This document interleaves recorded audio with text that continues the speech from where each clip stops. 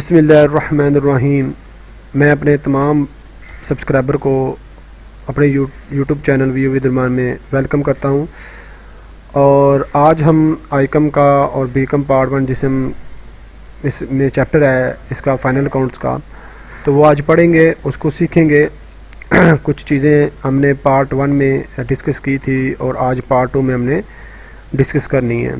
ठीक है, तो जिन्होंने अभी तक मेरे चैनल को सब्सक्राइब नहीं किया वो जल्दी से सब्सक्राइब कर लें ताकि मेरी लेटेस्ट वीडियो आप तक इजीली पहुंच सके। चलें जी, हम लेक्चर की तरफ बढ़ते हैं। और लेक्चर की तरफ बढ़ने से पहले मैं यही कहूँगा कि हम इसको पास में जो लेक्चर रिपीट किया था हमने, उसको हम थोड़ा पढ़ लेते हैं कि फाइनल अकाउंट में हमने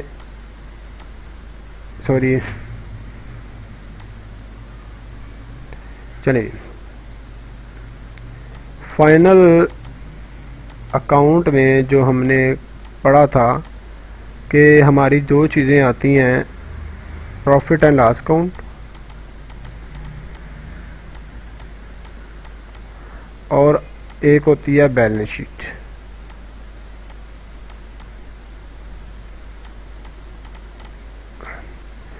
सही है। और उसमें हमने ये पढ़ा था प्रॉफिट एंड लॉस अकाउंट होता क्या है। मतलब इसमें दो चीज़ की आती हैं चीज़ें, इनकम और एक्सपेंसेस आते हैं, हमने ये पढ़ा था। ठीक है, एक मिनट है जी ना, चलेंगे।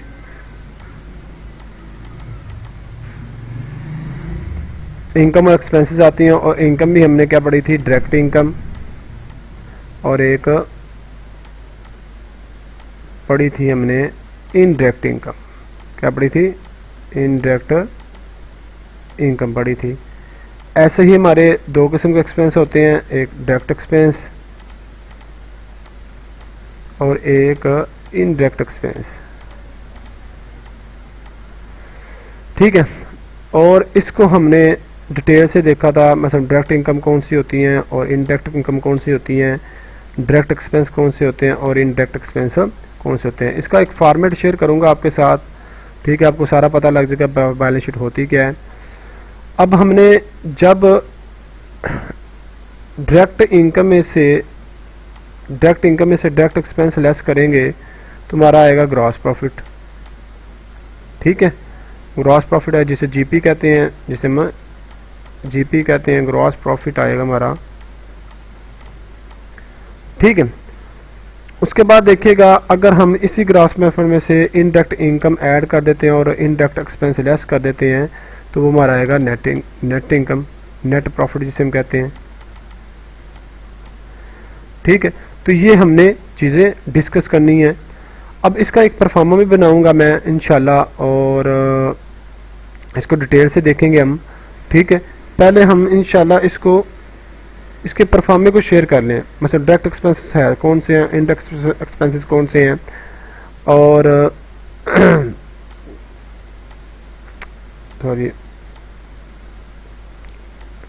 कि हमारे डायरेक्ट एक्सपेंसेस कौन से हैं और इनडायरेक्ट एक्सपेंसेस कौन से हैं। और ये जानेंगे तभी आपको प्रॉफिट एंड लॉस अकाउंट की समझ लग सकेगी। ठीक है, तो अभी इसको मैं रेज करने लगा हूँ। जिसने स्क्रीनशॉट लेना तो वो स्क्रीनशॉट ले ले। मैं फिर से डिस्कस कर देता हूँ इसको चीज़ों को, ताकि हम मैंने क्या भी कहा है तो इसको हमने रेज कर लेना है थोड़ा सा। और इसको हमने क्या करना है, मैंने अभी दोबारा पढ़ाया जो profit and indirect gross profit के मतलब ग्रॉस प्रॉफिट कैसे आता है और इन नेट प्रॉफिट कैसे आता है। ठीक है बेटा, तो आज हम देखेंगे। देखें, जब हम डायरेक्ट इनकम में से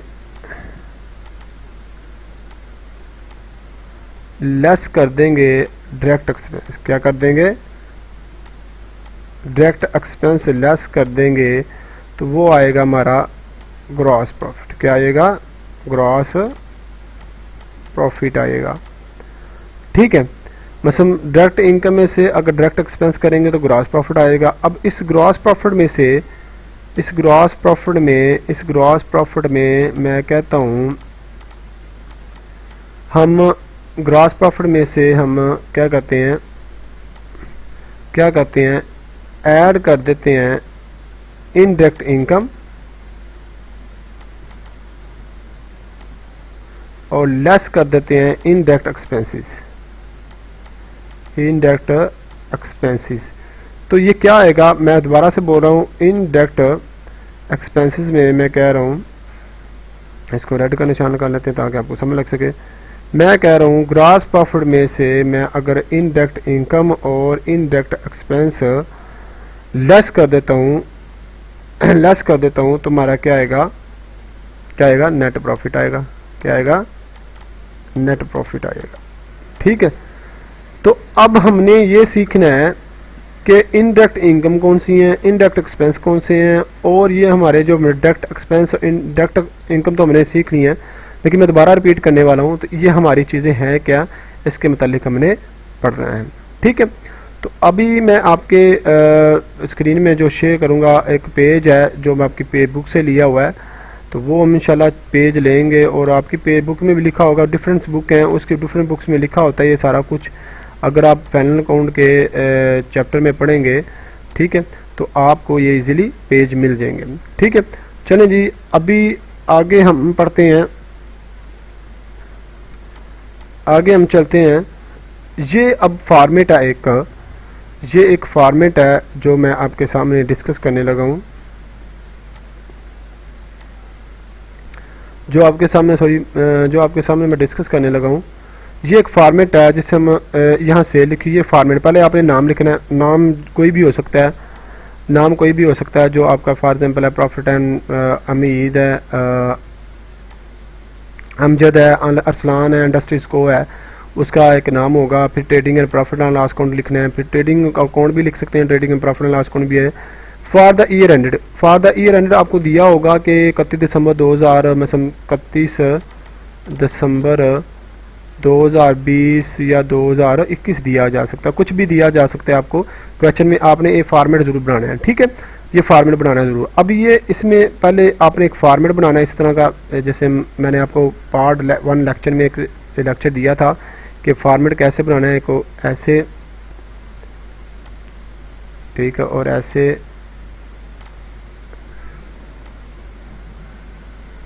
ठीक है।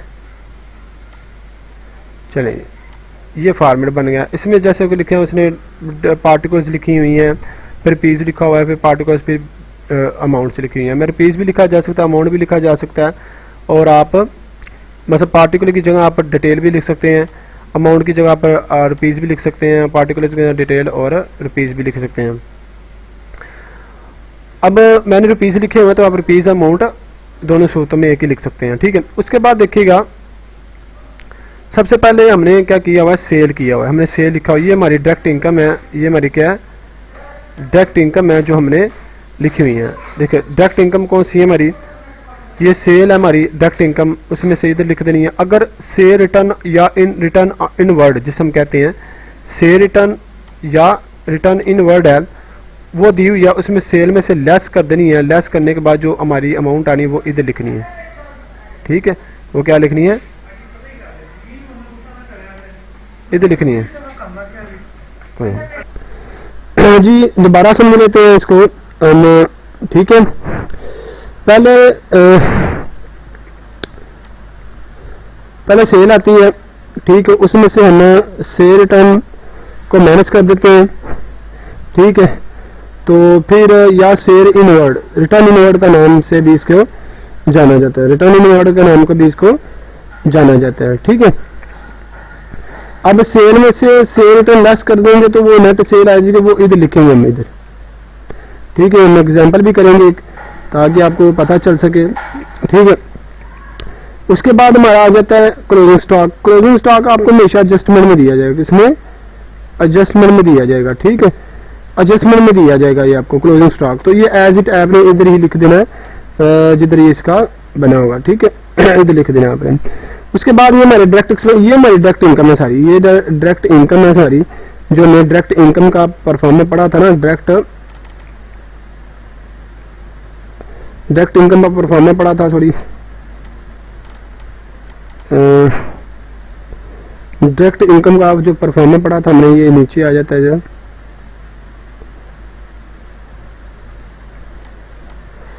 ठीक है, अब ये डायरेक्ट एक्सपेंसेस है। ओपनिंग स्टॉक आ जाता है, उसमें से परचेजेज आ जाती हैं, ठीक है। और परचेजेज में से करना है लेस हमने परचेज रिटर्न, परचेजेज में से लेस करना है हमने परचेजेज रिटर्न करना है, परचेज रिटर्न करना है हमने, ठीक है। परचेज रिटर्न कर देंगे तो वो जो नेट फिगर आएगी वो नेट परचेजेज होगी, वो हमने इधर लिख देंगे। से इस अमाउंट में से ये अमाउंट माइनस कर देंगे तो फिर ये अमाउंट इधर लिख देंगे हम नेट परचेज लिख देंगे, ठीक है।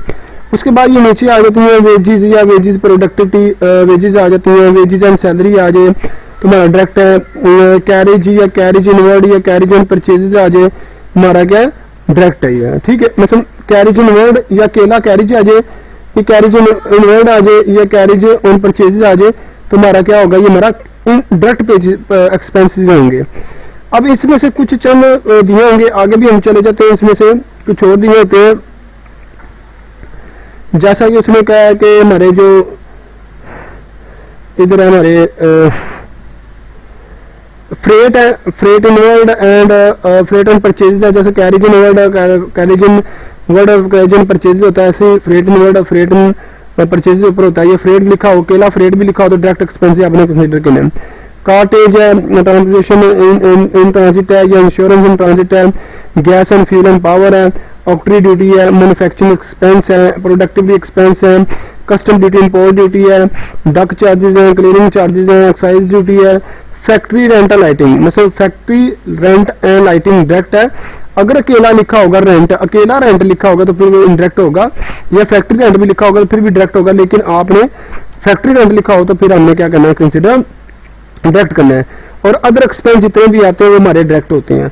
अब हमने सिर्फ पढ़ना क्या है कि डायरेक्ट इनकम में से जब डायरेक्ट एक्सपेंस लेस करते हैं तो हमारा क्या आता है, ग्रॉस प्रॉफिट आता है। क्या आता है, ग्रॉस प्रॉफिट आता है। क्या आता है, ग्रॉस प्रॉफिट। तो ये हमारा ग्रॉस प्रॉफिट हमने मालूम करना होता है। इसे निकालने के बाद ये हमने एग्जाम्पल करेंगे इंशाल्लाह आगे, ताकि आपको समझ लग सके, ठीक है, आपको समझ लग सके इसकी, ठीक है, ताकि आपको इसकी अच्छे तरीके से समझ लग सके, ठीक है।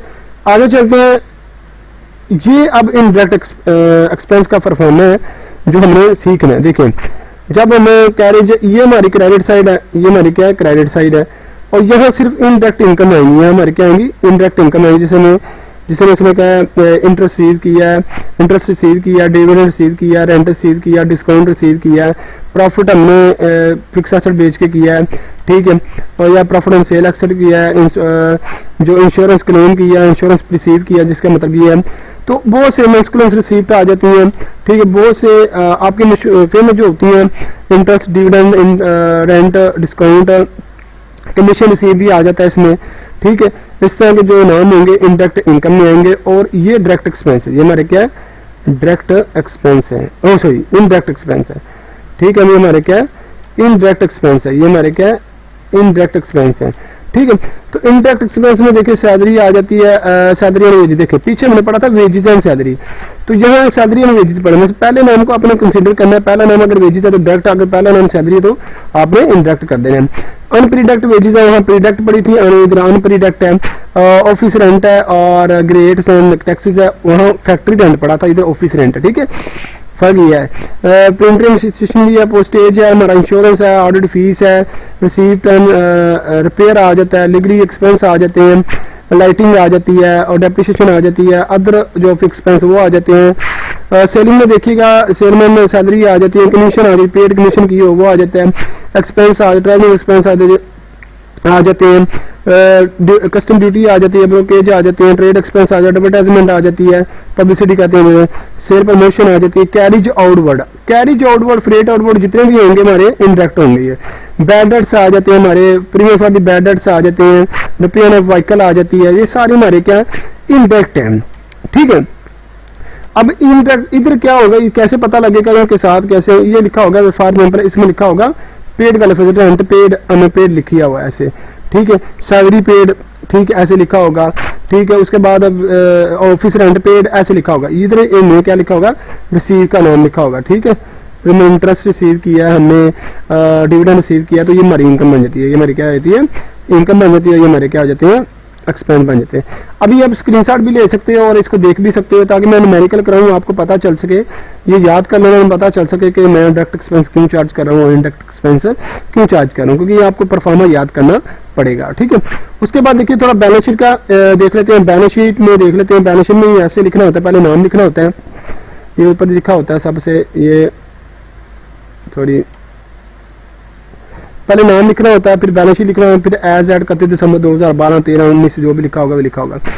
सबसे पहले आपने बैलेंस शीट में आपको पता था अकाउंटिंग क्वेश्चन को फॉलो करता है, अकाउंटिंग क्वेश्चन को, जो अकाउंटिंग क्वेश्चन हमने पढ़ा था।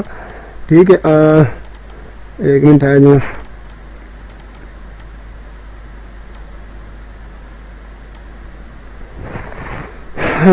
अकाउंटिंग क्वेश्चन में, अकाउंटिंग क्वेश्चन में क्या पढ़ा था, asset is equal to liability plus capital के। ठीक है, तो इसमें भी यही फार्मूला यूज करना है, क्योंकि लायबिलिटी और ये ऑलवेज इक्वल होनी चाहिए थी, मतलब ऑलवेज इक्वल होती है, तो ये भी ऑलवेज इक्वल होगी। जैसे फॉर एग्जाम्पल करंट एसेट है, जिसमें आ जाता है कैश इन हैंड है, कैश और बैंक है, मार्केट सिक्योरिटी है, शॉर्ट टर्म इन्वेस्टमेंट है, बिल रिसीवेबल है, डेटर है, क्लोजिंग स्टॉक है, प्रीपेड है, प्रीपेड एक्सपेंस है, अक्रूड इनकम है, फिक्स एसेट है, जैसे फ्यूचर में फिक्चर है, व्हीकल है, टूल इक्विपमेंट है, प्लांट एंड मशीनरी है, लैंड एंड बिल्डिंग है, इंटेंजिबल देखिएगा, पेटेंट्स है, कॉपीराइट है, ट्रेडमार्क है, ये गुडविल है। तो ये asset side, total asset side बराबर होनी चाहिए टोटल लायबिलिटी के। करंट लायबिलिटी में देखिएगा बैंक ओवरड्राफ्ट है, बिल पेबल है, सैलरी क्रेडिटर है, आउटस्टैंडिंग एक्सपेंस है, अर्नड इनकम है, शॉर्ट टर्म लोन है। उसके बाद फिक्स लायबिलिटी आता है, लॉन्ग टर्म लोन में कैपिटल आ जाता है, उसमें नेट प्रॉफिट ऐड कर, जो हमने नेट प्रॉफिट पीछे निकाला था इनडायरेक्ट एक्सपेंस ग्रास प्रॉफिट में से, जब इनडायरेक्ट एक्सपेंस और ऐड कर देंगे इनडायरेक्ट इनकम तो हमारा ग्रास प्रॉफिट नेट प्रॉफिट निकलेगा।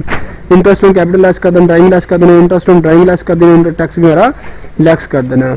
अब ये जो बैलेंस शीट का हिस्सा है ये भी कंप्लीट हो गया, मतलब इसमें ये हमने देखना होता है। अब हमने एक क्वेश्चन करेंगे नेक्स्ट लेक्चर में और इसको देखेंगे हम कि हमने इस क्वेश्चन को कैसे प्रॉफिट एंड लॉस अकाउंट बनाना है और कैसे बैलेंस शीट में, मतलब यही चीजें दी होंगी, सारी यही चीजें नहीं दी होंगी, कुछ दी होंगी। में से कैश दे, कैश एसेट में से कैश दे देगा, मतलब डेटर तो जरूर देगा वो, ठीक है, क्लोजिंग स्टॉक भी जरूर देगा वो। तो किस चीजें ये फिक्स होते हैं, कुछ चीजें पूछ लेता है, कुछ में प्लांट मशीनरी पूछ लेगा, मोटर व्हीकल पूछेगा, फर्नीचर पूछ लेगा बस। और करंट लायबिलिटी में क्रेडिटर दे देगा या आपको बिल पेबल देगा, मतलब एक दो चीजें पूछता है, उसमें से आपको पता होना चाहिए कि हमारी कौन सी लायबिलिटी है या एसेट है या एक्सपेंस है, इनकम है। तो मैं बार बार कह रहा हूं, अगर मैं एक फार्मूला लगाता हूं, एक छोटा सा, तो मैंने आपको प्रॉफिट एंड लॉस अकाउंट में कहा था कि देखें प्रॉफिट लॉस अकाउंट में दो चीजें आती हैं, एक हमारी इनकम आती है और दूसरी हमारी एक्सपेंस आती है। ठीक है, अब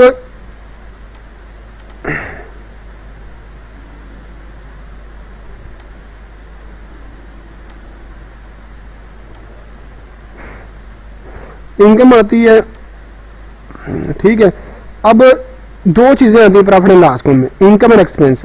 और बैलेंस शीट में कौन सी चीजें आती हैं ये लिखी है बैलेंस शीट में, मतलब या तो एसेट आते हैं और या तो लायबिलिटी आती है। तो ना तो प्रॉफिट एंड लॉस अकाउंट में लायबिलिटी एसेट लेके आनी है, ना एसेट में लायबिलिटी में एक्सपेंस लेके आनी है। ठीक है, तो ये चीज आपने कंसीडर करनी है। और आज का मेरा लेक्चर यही खत्म होता है। और यहाँ अच्छे तरीके जस्ट फॉर्मेट मैंने समझाना था, आपको दिखाना था कि इसमें डायरेक्ट एक्सपेंस कौन से हैं, इनडायरेक्ट एक्सपेंस कौन से हैं, बैलेंस शीट में क्या चीज़ें आती हैं। तो ये मैंने आपको समझाना था ताकि मैं आगे जो प्रैक्टिस क्वेश्चन कराऊं या आपको एग्जाम्पल कराऊं तो उसमें आपको प्रॉब्लम ना हो। ठीक है, तो आज का मेरा लेक्चर यही खत्म होता है। और जिन्होंने ऑनलाइन क्लासेस लेनी हो, ठीक है, घर बैठे ही, तो वो मुझसे ले सकते हो। उससे रिजनेबल फीस के ऊपर जाए, आई.कॉम, बी.कॉम और एम.कॉम के लिए है, सबके लिए है। ठीक है, और MBA जो भी बिजनेस स्टूडेंट हैं, जो अकाउंटिंग है, taxation, cost accounting, advance accounting, जो भी financial management, business finance, business की बुक्स जितनी भी हैं वो हम इंशाल्लाह पढ़ाते हैं और ऑनलाइन टीचिंग करते हैं। तो जिन्होंने पढ़नी हो तो वो हमसे रब्ता कर सकता है। मेरा व्हाट्सअप नंबर मेरे डिस्क्रिप्शन के ऊपर दिया हुआ है, तो वहाँ से आप मुझे रब्ता कर सकते हैं। थैंक यू सो मच, अल्लाह हाफिज़।